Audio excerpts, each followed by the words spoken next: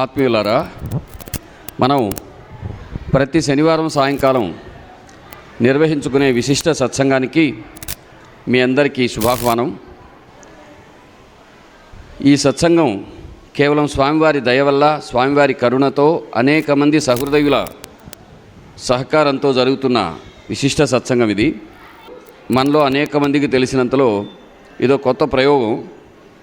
ఒక మహాపురుషుడు భూమి మీద అవతరించి మన మధ్యలో నడిచి అనేక దివ్యలీలలను ప్రసాదించి ఆయన దేహం విడిచిన తర్వాత దగ్గరి కాలంలోనే ఆయనతో సన్నిహిత ఆత్మీయ పరిచయం ఉండే వాళ్ళందరినీ వీలైనంత మందిని ఆహ్వానించి ఏ లీలలైతే ఆయా గ్రంథాల్లో చదువుతామో ఆ లీలలను, వాటికి ఆధారమైన నేపథ్యాన్ని, పూర్వాపరాలన్నింటినీ కూడా వివరంగా చెప్పి దాన్ని రికార్డ్ చేసి దాన్ని ఇంటర్నెట్లో పెట్టడం అనేది ఒక కొత్త ప్రయోగం. మనం విన్నంతలో, తెలుసుకున్నంతలో ఇటువంటి ప్రయోగం ఇది మొదటిసారి. అందుకని దీనికి అనుగ్రహిస్తున్న స్వామికి మరొక్కసారి నమస్కారపూర్వక అంజలి ఘటిస్తూ మనం ఈ కార్యక్రమాన్ని ఈ వారం ప్రారంభించుకుంటున్నాం. మెల్లగా మంచుకాలం దాటిపోయి ఎండాకాలంలోకి, మహాశివరాత్రి తర్వాత వెళుతున్నాం. మన వాతావరణం అంతా వామప్ అవుతోంది. ఈ రోజుల్లో 8వ తేదీన మన సాధనా పదయాత్ర ఖచ్చితంగా టైంకి ప్రారంభించేలాగా ఆలోచిస్తున్నాం. కాబట్టి మీకు తెలిసిన వారందరూ కూడా సరిగా 6 గంటలకల్లా చిల్డ్రన్ పార్క్ చివరిలో నెల్లూరులో ఉండే సాయిబాబా మందిరం నుంచి పావనుడైనటువంటి వెంకయ్య స్వామి వారి మందిరం వరకు సాగే పదయాత్రకు స్వాగతం, శుభస్వాగతం. మీరందరూ ఇచ్చేయండి, మీకు తెలిసిన వాళ్ళకి చెప్పండి. అది ఒక మంచి ప్రయోగం. అనేక వేల మంది దేశం నలుమూలల నుంచి కూడా అందులో పాల్గొంటున్నారు. దానికి పెద్ద ప్రచారం అంతా మనిషి నుంచి మనిషికి చెప్పుకునేవడమే జరుగుతోంది. ఆ విధమైనటువంటి భక్తి సంయుతమైన సాధనామయమైనటువంటి మన సాధనా పదయాత్రకు మీకు స్వాగతం చెప్పుకుంటూ, ఈనాడు వెంకయ్య స్వామి మనని అనేక రీతులుగా అనుగ్రహిస్తున్నారు. ఆయన మహత్తరమైన అనుగ్రహానికి దీటుగా 3 విశిష్టాతిథులు మనకు వచ్చారు. నిజానికి మనం ఆశించింది, వచ్చింది ఒకరిద్దరు రావాల్సిన వారు మామూలుగానే ఏదో వాళ్ళ పనిలో ఆగిపోయారు. కానీ స్వామియే వాళ్ళ నుంచి కొన్ని లీలలు ఈరోజు తెలియజేస్తున్నారు. భగవంతుడి పాదాలు నమ్ముకుని ఆయన గురించి ప్రపంచానికి సాధ్యమైనంతగా పరిశోధనాత్మకంగా నిగ్గు తేల్చిన నిజం చెప్పాలనే సద్భావంతో చేసే విశిష్ట కృషికి స్వామి ఎంతగా తన కరుణామృతాన్ని ప్రసాదిస్తున్నారనేందుకు గుర్తుగా ఎక్కడెక్కడ మారుమూల అతిథులందరూ వాళ్ళు మనసులలో ఎక్కడో మరిచిపోయిన విషయాలను కూడా జ్ఞాపకం చేస్తూ సోదాహరణంగా వివరిస్తున్న ఒక మంచి అవకాశం ఇక్కడ జరుగుతోంది. ముందుగా అటువంటి ఒక సందర్భాన్ని పరిచయం చేసి ఆ విధంగా ఈ సత్సంగం కొనసాగిస్తాను. అమ్మ, మీరు రండి. ఈ అమ్మగారు 21 రోజులుగా ఇక్కడ ఉండి ఒక సాధనా స్మరణ చేసుకుంటూ స్వామివారి సాన్నిధ్యంలో ఉన్నారు. ఈ ఫోటో ఒకసారి చూడండి. సోదరులు మాకాని వెంకట్రావు గారు వెంకయ్య స్వామి భక్తులకు దీన్ని పంచారు. వీళ్ళు పూజనీయంగా వీళ్ళ అబ్బాయి ఒక వెంకయ్య స్వామి మందిర నిర్మాత, వీళ్ళ కుటుంబం అంతా వెంకయ్య స్వామి మందిరాన్ని వాళ్ళ ఊళ్ళో నిర్మించిన వారు. ఆమె ఇక్కడ స్వామి సాన్నిధ్యంలో అగ్నిసేవను, స్వామి సేవను చేస్తూ 21 రోజులు ఆ విధంగా చేయాలని వచ్చారు. దేశాల్లో ఉండే వాళ్ళ బిడ్డలు వాళ్ళందరూ కూడా ఈమె చేస్తున్న స్మరణ ఫలాన్ని అనుభవిస్తున్నారని ఆ అమ్మ సంతోషిస్తున్నారు. విచిత్రం ఏంటంటే ఆమె పోయినసారి మన విశిష్ట అతిథి. ఈమె ఈ ఫోటో మీరు జాగ్రత్తగా చూడండి. అక్కడ ఏ విధంగా అయితే పాడై ఉందో మీరు చూస్తారు. ఇది ఈ విధంగా పాడైంది. పాడైన తర్వాత ఏమైందంటే అమ్మ ఏదో ఎందుకైందోలే, స్వామి దగ్గర ఏది అలా జరగదు కదా అనుకున్నారు. ఎందుకంటే వాళ్ళు భక్తి గలవారు, అశ్రద్ధ గలవారు కాదు. ఆ తర్వాత అమ్మగారు డాక్టర్ దగ్గరికి వెళ్ళడం, ఆమె కంటిలో అక్కడ మాత్రమే ఇబ్బంది రావటం. అక్కడ విశేషం ఏంటంటే ఇబ్బంది రావడం కాదు, ఆ రెటీనాలో బాగలేకుండా వస్తే సాధారణంగా అది ఇప్పుడు కూడా దానికి రిపేర్ తక్కువ ఉంది, వైద్యం తక్కువ ఉంది. అటువంటిది నెల్లూరులోనూ అనేక మంది డాక్టర్లు, మద్రాసులోనూ కూడా చూపించుకున్న తర్వాత కారణమేమో తెలియదు, దానంతా అదే ఆ వ్యాధి నిర్మూలనమై మీరు ఇప్పుడున్నటువంటి ఈ రీతిలోనే ఉండవచ్చని చెప్పుకున్నారు. అమ్మ ఈరోజు కూడా సత్సంగం పారాయణ చేసుకున్నారు. పారాయణ పూర్తి చేసుకునే సత్సంగానికి వచ్చే మహత్తర అవకాశం అడగకుండానే భిక్షం పెట్టిన దయాభిక్ష, జ్ఞానభిక్ష, ధర్మభిక్ష, చూపు భిక్ష పెట్టిన కరుణాసింధు వెంకయ్య స్వామి. ఆమె చూపుని ఆయన ఎట్లా కాపాడాడనేందుకు ఇది ఉదాహరణ. సరిగ్గా ఆమెకి ఏ కంటిలో ఎక్కడైతే ఈ విధంగా అయిందో అక్కడ మాత్రమే ఆ విధంగా అవడం ఈ మంచి దివ్యలీలగా నేను భావిస్తూ ఆమె మాటల్లోనే సంక్షిప్తంగా దీన్ని వినడం ఈనాటి విశిష్ట సత్సంగానికి శుభాహ్వానం. ఒకసారి ఏదో పన్ను చూపించుకుందామని నెల్లూరులో ఇందిరాభవన్ డాక్టర్ దగ్గర ఎదురుగుండా డాక్టర్ ఉన్నారు, ఆయన దగ్గరికి వెళ్ళి పన్ను చూపించుకున్నాను. తర్వాత ఆశేషయ్య గారు ఆయన పన్ను ఏదో ట్రీట్మెంట్ ఇచ్చారు. పక్కనే కంటి డాక్టర్ ఉన్నారు. ఆయన దగ్గరికి వెళ్ళి ఒకసారి అద్దాలు మార్చుకుందాంలే అని అనుకున్నా. అప్పటికి నాకు 65 ఆ ప్రాంతం ఉంది వయసు. అయినా ఒకసారి అద్దాలు చెక్ చేయించుకున్నాం, చాలా రోజులు అయిందని ఆయన దగ్గరికి వెళ్ళాను. ఆయన టెస్ట్ చేసి మీకు అద్దాలు రాసిస్తానమ్మా అని టెస్ట్ చేశారు. టెస్ట్ చేసి తర్వాత అమ్మ మీ కుడి కన్నులో రెటీనా మీద ఏదో చిన్న ప్రాబ్లం ఉంది, అది ఇక్కడ నేను ట్రీట్మెంట్ లేదు మాకు, మీరు మద్రాసు పోయి కానీ హైదరాబాద్ కానీ పోయి చూపించుకోండి ఒకసారి అని చెప్పారు. సరే ఒక నెల తర్వాత వెళ్ళండి అని చెప్పారు. నాకు చాలా భయం వేసింది. రెటీనా షుగర్ వలన ఇది వచ్చింది ప్రాబ్లం అనేటటికి చాలా ప్రాబ్లం ఇదే, ఎట చేస్తాం, కన్నుకు పోతుంది కావాలని భయపడిపోయి పిఎల్ రావు గారికి కొడుకున్నారు భారతి రెటీనా, ఆయన దగ్గరికి వెళ్ళాం. ఆయన స్కాన్ తీసి అమ్మ ఇంతవరకు ఏదో ఎదిగింది ఒక కండ లాంటిది, అది రెటీనా వెనక్ సైడ్ వచ్చింది, ఇది మీకు అదే మాడిపోయినట్టున్నదమ్మా, బాగా ఎండిపోయినది, ఇది కనుక మళ్ళీ 3 నెలల తర్వాత మీకు మళ్ళీ ఏమన్నా ప్రాబ్లం చేస్తే అప్పుడు రండి, అప్పుడు ఆపరేషన్ చేస్తాను, లేకపోతే అవసరం లేదు ఇప్పుడు ఆపరేషన్, మందులు కూడా దీనికి ఏం లేదు, పోయిన చూపు ఇంకా రాదు మీకు, ఇప్పుడు బాగానే ఉంటుంది, ఇంకా బాగానే ఉన్నది, ఇప్పుడు మీకేం ప్రాబ్లం అసలు ఎట్ట తెలుసుకున్నారు మీరు అని అడిగారు.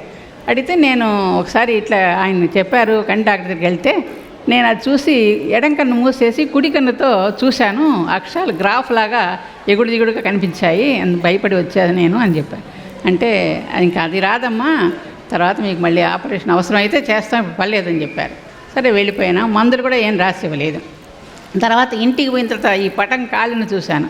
అప్పుడు నాకు మా పిల్లలందరూ అనుకున్నాం అనమాట, స్వామి ముందుగానే నిన్ను మనకు అనుకోకుండా వెళ్ళావు నువ్వు డాక్టర్ దగ్గరికి, ముందుగానే నీకు చూపించారు ఇది అని చెప్పి. సరిగ్గా కుడికన్నే ఇది ఎక్కడ కదిలిందో నాకు కూడా అక్కడే ప్రాబ్లం వచ్చింది. తర్వాత మళ్ళీ శంకర్ నేత్రాలయంలో కూడా చూపించుకున్నాను, వాళ్ళు కూడా అదే చెప్పారు, మళ్ళీ ఏమైనా ప్రాబ్లం వస్తే రండి, ఇప్పటికేమో లేదు, ఎండిపోయినట్టు పోయింది అని చెప్పారు. అప్పుడు మేము స్వామి కృపను ఎంత ఆనందంగా అనుభవించామో అనిపిస్తుంది మాకు. ఎప్పుడు మేము ఇది మర్చిపోలేనటువంటి ఒక ఉదాహరణ. స్వామి ఎక్కడున్నా తన భక్తులను కాపాడుతూ ఉంటారనే దానికి ఇది ఉదాహరణ అని చెప్పడానికి నేను నిస్సంకోచంగా చెప్పగలుగుతున్నాను. చాలా సంతోషం తల్లి. అమ్మకు సమస్త శుభాలు జరగాలని మనంతా స్వామిని ప్రార్థిస్తాం.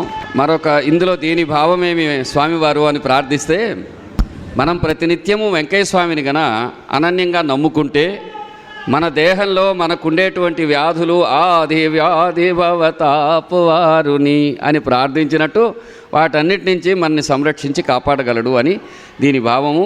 కాబట్టి మనందరం స్వామిని శరణు వేడి ఆయన అనుగ్రహాన్ని పొందాలి. ముఖ్యంగా మన వెంకయ్య స్వామి సచ్చరిత్రలో మనం రాసుకున్న ఒక సంఘటన అనేక మందిని ఎంతో ప్రేరణ కలిగించింది. వెంకయ్య స్వామి సచ్చరిత్రలో మనం రాసుకున్న సంఘటన గురించి అనేక మంది చెప్పారు. ఆ సంఘటనకు కారణమైనటువంటి మన గురుబంధువైన ఆత్మీయులు శేషగిరిరావు గారు ఈరోజు రావడం, మనం ఆయన పిలవలేదు కానీ ఆయన వస్తారని తెలియదు. రండి బాబు, రండి రండి, ప్లీజ్ కమ్. ఈయన గారు రిటైర్డ్ టీచర్, ఈయన పేరు శేషగిరిరావు గారు. ఈయన గురించి మనం ఇంతకుముందు కూడా చెప్పుకున్నాం. వెంకయ్య స్వామి వారి విషయంలో ఒకసారి ఈయన బాల్యంలో వెంకయ్య స్వామి వారిని దర్శించారు. దర్శించినప్పుడు స్వామి ఏమన్నారంటే, అయ్యా ఆయన వయస్సు ఎంత అన్నారు. వయస్సు ఎంత? 15 ఏళ్లే కదయ్యా అన్నాడు ఆయన. కాదు, ఆయనకు అప్పుడు 24 ఏళ్ళు. 24 ఏళ్ళని వీళ్ళంతా అన్నారు. లేదయ్యా ఆయనకు 15 ఏళ్ళే అన్నారు. ఒకసారి 2 సార్లు 3 అన్నారు. అన్న తర్వాత ఆ పక్కన వాళ్ళకి అర్థం లేదు, ఏంది వెంకయ్య స్వామిని. పక్కన వీళ్ళు ఉన్నారు కదా కొంతమంది, ఈయన్ని పిచ్చెంకైనా అందుకేలే అనుకున్నారట. ఆ తర్వాత ఏం జరిగిందంటే, ఈయన ఈ యువకుడు కొంతకాలానికి రైలు యాక్సిడెంట్లో తన పాదంలో 5 ఏళ్ళు పోగొట్టుకున్నాడు. గురవారెడ్డిపాళెం నుంచి వస్తూ ట్రైన్ యాక్సిడెంట్ అయింది. ఆ యాక్సిడెంట్లో ఖచ్చితంగా 5 ఏళ్ళు పోయాయి. అంటే ఇప్పుడు మన దేహంలో ఉండే అవయవాలు అవి ఎలా ఉంటాయి, ఎంతకాలం ఉంటాయి, మనతో సంబంధం కలిగి ఉంటుందో కూడా నారాయణుడైన శివస్వరూపమైన వెంకయ్య స్వామికి తెలుసని భావం. అందుకు గొప్ప ఉదాహరణ వీరు. ఈయన ఈరోజు రావడం మన సత్సంగానికి మరొక గొప్ప మహదాశీర్వాదం. ఇప్పుడు ఈయన రిటైర్ అయి ఉన్నారు. స్వామి కరుణ ఆయన ఎప్పుడూ కాపాడుతూనే ఉంటుంది. కానీ మిత్రులారా, నేను చెప్పదలుచుకున్న ఒక విశేషం ఏంటంటే, ఎప్పుడైనా ఎవరైనా సత్పురుషులు ఒకవేళ వెంకయ్య స్వామి లాంటి మహాపురుషులు ఎదురుపడినా, మనకు స్వప్నంలో అయినా బహిరంగంగా అయినా ఎక్కడైనా సరే ఇటువంటి మాట వారు అన్నప్పుడు వెంటనే ఆయనను ఆశ్రయించి ఆయన 2 పాదాలు పట్టుకొని, తండ్రి దీనికి తరుణోపాయం ఏది, మీరు ఏమంటున్నారు, 15 ఏళ్ళు అంటున్నారే ఏమిటి, మాకు అర్థం లేదు అని కనుక ప్రార్థించి ఉంటే ఆయన ఒక్క సెకండ్లో ఆయన ఆశీర్వదించి ఎప్పటికీ ఆయన సంపూర్ణంగా ఉండేలాగా అనుగ్రహించగలిగేవారు. అట్లాంటి ఉదాహరణలు ఎన్నో దొరికాయి మనకి, ఎన్నో ఉదాహరణలు మనకు స్వామివారి పరిశోధనలో దొరికాయి. అయినా కూడా నేను ఒకటి గాఢంగా విశ్వసిస్తున్నాను, ఈరోజు ఈయన ఇంత ఆరోగ్యంగా సంతోషంగా ఉండడానికి కారణం స్వామి కరుణ అని, స్వామి దృష్టి ఆయన మీద పడడమని నేను భావిస్తున్నాను. నిజంగా మన విశిష్ట సత్సంగానికి ఈయన నిజంగా విశిష్ట అతిథి, ఈయన కూడా మనం గౌరవించుకుంటాం. మీరందరూ వీళ్లకు ఇక ఈనాటి మన విశిష్ట అతిథి గురించి మా ఇంద్రమ్మ చెప్తారు. అందరికీ నమస్కారం. ఈరోజు మన విశిష్ట సత్సంగానికి స్వామి భక్తుడైన మదిశెట్టి సోమయ్య గారి కుమారుడు మదిశెట్టి వెంకట నరసయ్య గారు విచ్చేస్తున్నారు. వీరిది పెంచలకోన దగ్గర పెనుబర్తి గ్రామం. ప్రస్తుతం వీరు నెల్లూరులో ఉమ్మారెడ్డి గుంట దగ్గర ఉంటారు. వీరిని కలిసినప్పుడు మనకి వీరు చిన్న వయసు నుంచి 5-6 సంవత్సరాల వయసు నుంచే స్వామిని చూడటం వల్ల, అప్పట్లో అంటే గొలగమూడికి వచ్చి స్వామి స్థిరపడక ముందు రోజుల నుంచే పెంచలకోన, పెనుబర్తి, గోనుపల్లి అక్కడ తిరుగుతున్న రోజుల్లో స్వామి వీరింటికి వచ్చి వారం రోజులు 10 రోజులు ఎప్పుడూ గుండం వేసి వీళ్ళింట్లో ఉండటం వలన అప్పట్లో స్వామి వ్యవహార శైలి ఎలా ఉండేది అనేది వీరి ద్వారా మనకి ఎన్నో విషయాలు తెలిసాయి. స్వామి ఆహార వ్యవహారాదులైతేమి, స్నానపానాదులైతేమి, స్వామి ఎట్లా ఉండేవారు, వారు ఏ విధంగా ఉదయాన్నే నదికి వెళ్ళేటప్పుడు వీరి నాన్నగారిని తీసుకుని వెళ్ళటం, అవన్నీ మనకి వీరి ద్వారా చాలా విషయాలు తెలిసాయి. ఇప్పుడు వారి నుంచే మనం ఇవన్నీ తెలుసుకుందాం. మనం యథారీతిగా ప్రతి వారం చెప్పుకునేటట్లు, అయ్యా మనం ఇప్పుడు వెంకయ్య స్వామి వారి దివ్య పాదార విందాల దగ్గర నామమండపంలో ఉన్నాం. ఇది మన ఇల్లు, స్వామివారి ఇల్లు, మనందరి ఇల్లు. కాబట్టి వీళ్ళందరూ మన గురుబంధువులు, భగవంతుడు ఇచ్చిన అన్నదమ్ములు. ఆ భావంతో మీకు ఏమైతే వెంకయ్య స్వామి గురించి అవగాహన ఉన్నదో, ఏదైతే మీరు చూశారు విన్నారో అవన్నీ మాకందరికీ సవివరంగా చెప్పుకుందాం. దీని ద్వారా 2 ఉపయోగాలు ఉన్నాయి. ఇక్కడుండే మన వాళ్ళు వినడమే గాక వాళ్ళ బిడ్డల తర్వాత చెబుతారు, మేము ఈ విధంగా ప్రత్యక్షంగా వెంకయ్య స్వామిని చూసి ఈ అనుభూతి పొందినటువంటి ఈ వ్యక్తుల్ని మేము ఈ విధంగా చూసాము, వారు చెప్తుంటే విన్నాం స్వయంగా ఈ సంఘటన అని. ముఖ్యంగా వారి విషయం ఇప్పుడు శేషగిరిరావు గారు అయితేనేమి, అమ్మగారు అయితేనేమి, వీళ్ళలాగే మహాపురుషులు ఈ దేశంలో ఉద్భవించని కాలమే లేదు. ఆ ఉద్భవించినటువంటి మహాపురుషుల గురించి మనకు తెలిసింది తక్కువ. ఇటీవలి కాలం మేము ముఖ్యంగా 70ల్లో చదువుకునేటప్పుడైతే దేవుడు అనేవాడు మామూలు మనుషులకు ఎక్కడా అనుభూతికి దగ్గరగా ఉండరని అనుకునేవారు. మహానుభావులు ఈ కాలంలో ఎక్కడుంటారు అని ఇలాంటి భావాలు ఆ రోజు ఉండేవి. వాటన్నిటినీ తుడిచిపెట్టి భారతీయ సమాజంలో ఎప్పుడూ మహాత్ములు ఉంటారు అని చెప్పి చాటి చెప్పడానికి ప్రయత్నించిన వారు కొందరు సత్పురుషులు ఉన్నారు, వివేకానందుడి నుంచి పూజ్యులు ఎక్కిరాల భరద్వాజ మాస్టర్ వరకు. అందుచేత అనేక మంది మహనీయమూర్తుల యొక్క దయ వల్ల ఈనాడు మన భారత భూమి అంతా మహనీయుల యొక్క పాదరజంతో వాళ్ళ కాలి ధూళితో పవిత్రమైంది అనేది నిత్యసిద్ధము, సత్యము కూడాను. అందుచేత మనం ఇక్కడ 2 విజ్ఞాపనలు చెప్పదలుచుకున్నాం. మొట్టమొదటిది ఏంటంటే, వెంకయ్య స్వామి పరిశోధనా సంస్థ యొక్క ప్రధాన ఉద్దేశం, మీకెవరైనా ఎక్కడైనా వెంకయ్య స్వామి గురించి తెలిసి ఉన్నా ఆ వివరాలు మాకు గని చెప్తే మేము స్వయంగా తెలుసుకుని 10 మందికి స్వామి భక్తులకు ఉత్తములైనటువంటి సంస్కారం తీర్చిదిద్దుకోవటానికి వీలుగా, భక్తి సంస్కారానికి అనువుగా ఉండేలాగా మనం రచనల ద్వారానైతేనేమి, మీడియా ద్వారానైతేనేమి తెలియజేయాలనుకుంటున్నాం. అంటే ఒక మనిషికి ఆధ్యాత్మిక సహకారం అందించటం, నిజాయితీగా చెప్పటం, పరిశోధనాత్మకంగా చెప్పటం మన ఉద్దేశం. అందుచేత మన స్వామి సచ్చరిత్రను ప్రపంచం ఎంతగానో అంగీకరించడానికి కారణం ఏంటంటే, మనం కొన్ని జాగ్రత్తలు పడ్డాం అందులో. మీరు కనుక జాగ్రత్తగా చదివితే రామాయణంలో ఎక్కడ కూడా శ్రీరాముణ్ణి శ్రీరాములు గారు అని లేదు. ఓ రామా అని వశిష్ఠుడు పిలుస్తాడు. అదేవిధంగా విశ్వామిత్రుడు అంటారు. ఎవరెవరు మహాప్రేమతో పిలిచినట్టు ఆత్మీయంగా ఉన్నట్టు ఉంది. కృష్ణ పరమాత్ముడి విషయానికి వస్తే గొప్ప ఆత్మీయత మాత్రమే భాగవతం అంతా వెల్లివిరుస్తుంది. అందుకని మన సచ్చరిత్రను అక్షర రూపంగా పెట్టుకునేటప్పుడు నెల్లూరు జిల్లాలో ఏ భాష అయితే వెంకయ్య స్వామి మాట్లాడారో అటువంటి విశిష్టమైన భాషలో మనం అది రాయటానికి సాధ్యమైనంత ప్రయత్నం చేశాం. అనేక మంది దాన్ని మెచ్చుకోవటం జరిగింది. ముఖ్యంగా రాజకీయ వార్తలు రాస్తూ ఇండియా టుడే లాంటి పత్రికలు కూడా మట్టిలో మాణిక్యానికి అక్షరహారతి ఈ పుస్తకం అని చెప్పినప్పుడు దాన్ని ఎంతగా అయితే వారందరూ శోధించి చూశారో మీరు గమనించవచ్చు. దాదాపు తెలుగు పత్రికలు కానీ అనేక యూనివర్సిటీస్లో ఉండేటువంటి విద్యావంతులైనటువంటి పెద్దలందరూ ఆ గ్రంథాన్ని మెచ్చుకోవటానికి స్వామి కరుణామృతమే మనకు కారణంగా మనం భావిస్తూ వినమ్రంగా నమస్కరిస్తున్నాం. అందులో ఆ పుస్తకంలో రాసిన సంఘటనల వెనక మనం ఎవరిని ఎప్పుడు ఇంత కూడా నొప్పించాం. ఎందుకనంటే ఒరే అన్నవాడికి 300 పాప రాయమన్నారు వెంకయ్య స్వామి వారు. మన ఉద్దేశం ఏమిటంటే స్వామి గురించి వీలైనంత నిజాయితీగా, వీలైనన్ని ఎక్కువ విషయాలు, వీలైనంత సమగ్రంగా, సంపూర్ణంగా, క్షుణ్ణంగా చెప్పడం. అంటే మనం ఎవరినైతే ప్రేమిస్తామో, వాళ్ళని ఆరాధిస్తామో వాళ్ళ గురించి వీలైనంత ఎక్కువ ఇన్ఫర్మేషన్ తెలియాలి, ఎక్కువ విషయం తెలియాలి. సంక్షిప్త చరిత్రలు సత్పురుషులకు పనికిరావు. ఎందుకనంటే 24,000 శ్లోకాలతో రామాయణము, 1,00,000 శ్లోకాలతో భారతము, వేలాది శ్లోకాలతో భాగవతము రాసిన వ్యాసుడు మన జాతి మూల పురుషులు. అంత వివరంగా ఎందుకు రాశారంటే మహాత్ముల గురించి అంత వివరంగా ఉండాలనేది వాళ్ళ ఉద్దేశం. అదే కాకుండా ఇంకొక పాయింట్ పాటించాం. ఒక సగటు నెల్లూరు జిల్లా పల్లెలకో మన ప్రాంతపు భారతీయ పల్లెకెళితే లేనిపోని మర్యాదలు ఉండవు. అక్కడ వాళ్ళు సగౌరవంగా కూడిన ప్రేమను కలిగి ఉంటారు. ఆకలిగా ఉన్న వేళ అన్నం పెట్టడం మన సంప్రదాయం. ప్రేమగా ఆదరంగా గౌరవించడం, ఆదరించడం మన విధానం. నేను ఎన్నోసార్లు అన్నం తిన్న ఇది మర్చిపోకూడదు కనుక గుర్తు చేసుకుంటుంటాను. భగవంతుడు ఎంతో కరుణాసింధువై అనేక మంది స్వచ్ఛందంగా మాకు మా పరిశోధనకు సహకరిస్తున్నారు. వారిలో అన్ని వయసుల వారు ఉన్నారు, ఆడవాళ్ళు ఎక్కువ ఉన్నారు. వాళ్ళందరూ ఏం చేస్తున్నారంటే స్వచ్ఛందంగా ఏమీ ఆశించకుండా, స్వామి కరుణ తప్ప ఏమీ ఆశించకుండా అనేక ప్రాంతాలకు వెళ్ళి వాళ్ళను స్వయంగా కలిసి వాళ్ళ ద్వారా ఆ విషయాలు తీసుకుని వాటిని రికార్డ్ చేసుకుని ఫోటోలు తీసుకుని వీడియోలు తీసుకుని వాటన్నిటినీ ఒక దగ్గర కంప్యూటరైజ్ చేసి వాటి ద్వారా నిగ్గు తేల్చిన విషయాలను నిజాయితీగా చెప్తున్నాం. ఇక్కడ ఏం జరుగుతుందంటే మేము అనుసరించిన విధానము ఆత్మీయం. అక్కడ లేనిపోని మర్యాదలు ఉండవు. వెంకయ్య స్వామి ఉన్నప్పుడు వెంకయ్య స్వామి వాతావరణంలో ఎలాంటి భాష ఉందో, భావం ఉందో, వ్యక్తీకరణ ఉందో చెప్పడం మా ఉద్దేశం.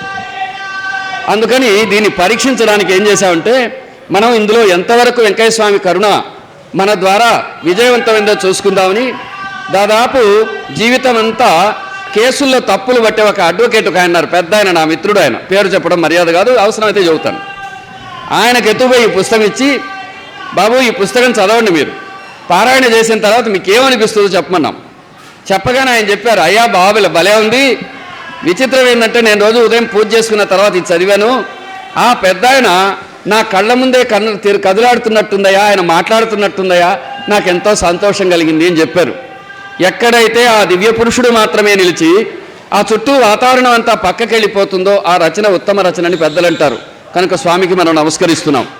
ఇంకొకటి ఏంటంటే అక్కడ ఇప్పుడు కానీ ఇక ముందు రాబోయే రచనలలో కానీ ఏ వ్యక్తిని కానీ వ్యవస్థను కానీ విషయాన్ని కానీ దుర్విమర్శ చేయడం మన పద్ధతి కాదు. ఎందుకంటే వెంకయ్య స్వామి విధానం కాదు, మహాత్ముల విధానం కాదు. కాబట్టి మనం ఏం చేస్తామంటే అతిగా మర్యాద చేయడమో, అతిగా పొగడమో ఇలాంటివి కూడా మనం చేయం. ఇంకొక విషయం ఉంది మిత్రులారా, మనము బాగా తెలుగు సబ్జెక్ట్ మీద కానీ తెలుగు, ఇంగ్లీష్, సంస్కృతం అధ్యయనం చేసిన అవకాశం పరమాత్ముడు మనకి ఇచ్చాడు. అందులో శ్రీ అని రాసామనుకోండి, ఒక శ్రీ రాసినా 10 శ్రీలు రాసినా అర్థం ఒకటే. అందుకని మనం ఒక శ్రీ రాస్తాం. ప్రత్యేకంగా ఎవరిని గౌరవించడం, నిరాదరించడం చేయం. ప్రేమించి, ఆదరించి, ఆత్మీయంగా మాత్రమే రాసుకుంటాం. అందుకని ఆ అక్షరాలలో ఒదిగినటువంటి అద్భుత సత్యాన్ని మీరందరూ ఆస్వాదించి ఒక 1000 ఏళ్ల తర్వాత అయినా దీన్ని అందించాలనే సదుద్దేశం మన వెంకయ్య స్వామి వారి పరిశోధనా సంస్థ యొక్క ఉద్దేశం. అదేవిధంగా స్వామికి దగ్గరగా మెలిగినటువంటి ఆత్మీయులందరి గురించి మనం ఒక వివరమైనటువంటి ఒక గ్రంథం రాస్తున్నాం. వాళ్ళలోంచి వెంకయ్య స్వామిని చూడడం మన ఉద్దేశం. ఉదాహరణకి మన వెంకట సుబ్బారెడ్డి గారి నాన్నగారు సుబ్బరామరెడ్డి గారు ఇక్కడ స్వామి దగ్గర ఉన్నారు. అదేవిధంగా ఎంతోమంది మనం ఇక్కడ వీరి కుటుంబీకులు ఉన్నారు. ఇట్లాగే ఎంతోమంది ఉన్నారు కదా. ఆ ఉన్న వాళ్ళందరినీ వాళ్ళ దృష్టిలోంచి కూడా మనం స్వామి గురించి చెప్పడమే మన భావం, మనకు వేరే ఉద్దేశం ఉండదు. అందుచేత మీకు ఎక్కడ అవకాశం దొరికినా మాకు తెలియజేయండి. మనం అది ఎప్పటికీ భావితరాలకు కూడా అందుతుంది. ఆ పుణ్యంలో, ఆ ధర్మంలో, ఆ యజ్ఞంలో, ఆ సత్కార్యంలో మీరందరూ భాగంగామని మేము వినయపూర్వకంగా ఆహ్వానిస్తూ, మాకు ఇంకా ఇంకా ఈ విషయాలు తెలియజేస్తున్న స్వామి కరుణకు అంజలి ఘటిస్తూ ఈ కార్యక్రమాన్ని మనం కొనసాగించుకుందాం. ఈరోజు మన ఆత్మీయ మిత్రులైనటువంటి మద్దిశెట్టి వెంకట నరసయ్య గారు ఈయన గురించి చెప్పే ముందు, బాబు గారు మేమేం చేశామంటే మా సచ్చరిత్ర పుస్తకంలో 165వ పేజీలో పైనుంచి 2వ పేరాలో మీ గురించి రాసాం.